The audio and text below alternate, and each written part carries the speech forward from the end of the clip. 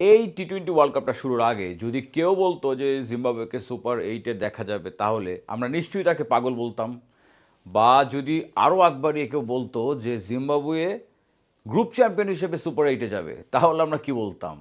Of course আমরা এটাকে নিয়ে হাসি ঠাট্টা তামাশা বা মজা করতাম। সেটাকেই কিন্তু বাস্তবে প্রমাণ করে দেখিয়েছে জিম্বাবুয়ে। আইসিসির গ্রুপিং সিস্টেমটা যদি দেখে থাকেন তাহলে কিন্তু কারা সুপার 8 এ উঠবে সেখান থেকে কিন্তু একটা সিডিং সিস্টেমে জিম্বাবুয়েকে তারা বাদ রেখেই কিন্তু সেভাবে অস্ট্রেলিয়াকে নিয়ে প্ল্যান করেছে। সেখানে আজকে কি দেখা যাচ্ছে?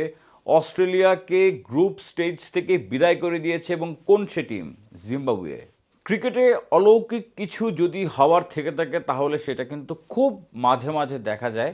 আর এই বিশ্বকাপের অলৌকিক কিছু যেটা ঘটে গেল সেটা হচ্ছে জিম্বাবুয়ের গ্রুপ চ্যাম্পিয়ন হয়ে সুপার 8 এ যাওয়াটা। যেই দলটাকে নিয়ে বিশ্বকাপ শুরুর আগে কেউ তাদেরকে গোনায় ধরেনি, কোন ইকুয়েশনের মধ্যে ধরেনি, সেই দলটা কিন্তু আজকে গ্রুপ চ্যাম্পিয়ন হয়ে সুপার 8 এ। জিম্বাবুয়ে ক্রিকেট টিমটা কিন্তু বছরের পর বছর ধরে আর্থিক সংকট, বোর্ড রাজনীতি বা প্লেয়ার এক্সোডাস সবকিছুর ভেতর দিয়ে গিয়েছে। কিন্তু এবারে বিশ্বকাপে এসে তারা দেখিয়েছে নাম নয়, ফর্মই কিন্তু কথা বলে। ইতিহাস নয়, বর্তমানেই ম্যাচ জেতায়।